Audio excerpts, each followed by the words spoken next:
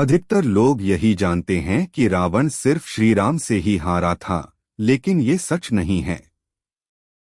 रावण श्री राम के अलावा शिवजी, राजा बलि, बाली और सहस्त्रबाहु से भी पराजित हो चुका था। यहाँ जानिए इन चारों से रावण कब और कैसे हारा था। बाली से रावण की हार। एक बार रावण बाली से युद्ध करने के लिए पहुंच गया था। बाली उस समय पूजा कर रहा था। रावण बार बार बाली को ललकार रहा था, जिससे बाली की पूजा में बाधा उत्पन्न हो रही थी। जब रावण नहीं माना तो बाली ने उसे अपनी बाजू में दबाकर 4 समुद्रों की परिक्रमा की थी। बाली बहुत शक्तिशाली था और इतनी तेज गति से चलता था कि रोज सुबह सुबह ही 4 समुद्रों की परिक्रमा कर लेता था। इस प्रकार परिक्रमा करने के बाद सूर्य को अर्घ्य अर्पित करता था। जब तक बाली ने परिक्रमा की और सूर्य को अर्घ्य अर्पित किया, तब तक रावण को अपने बाजू में दबाकर ही रखा था। रावण ने बहुत प्रयास किया, लेकिन वह बाली की गिरफ्त से आजाद नहीं हो पाया। पूजा के बाद बाली ने रावण को छोड़ दिया था। सहस्त्रबाहु अर्जुन से रावण की हार।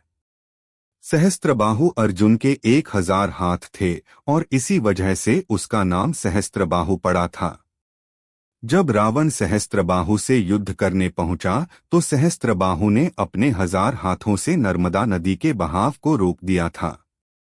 सहस्त्रबाहु ने नर्मदा का पानी इकट्ठा किया और पानी छोड़ दिया, जिससे रावण पूरी सेना के साथ ही नर्मदा में बह गया था। इस पराजय के बाद एक बार फिर रावण सहस्त्रबाहु से युद्ध करने पहुंच गया था। तब सहस्त्रबाहु ने उसे बंदी बनाकर जेल में डाल दिया था। राजा बलि के महल में रावण की हार।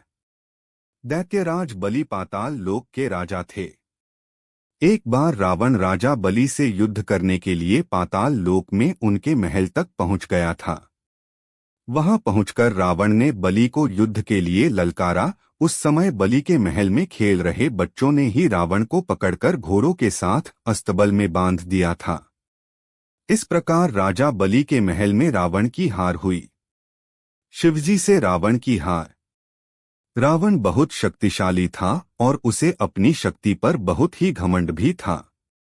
रावण इस घमंड के नशे में शिवजी को हराने के लिए कैलाश पर्वत पर पहुंच गया था। रावण ने शिवजी को युद्ध के लिए ललकारा, लेकिन महादेव तो ध्यान में लीन थे। रावण कैलाश पर्वत को उठाने लगा। तब शिवजी ने पैर के अंगूठे से ही कैलाश का भार बढ़ा दिया। इस भार को रावण उठा नहीं सका और उसका हाथ पर्वत के नीचे दब गया। बहुत प्रयत्न के बाद भी रावण अपना हाथ वहां से नहीं निकाल सका। तब रावण ने शिवजी को प्रसन्न करने के लिए उसी समय शिव तांडव स्रोत रच दिया। शिवजी इस स्रोत से बहुत प्रसन्न हो गए और उसने रावण को मुक्त कर दिया। मुक्त होने के पश्चात रावण ने शिवजी को अपना गुरु बना लिया।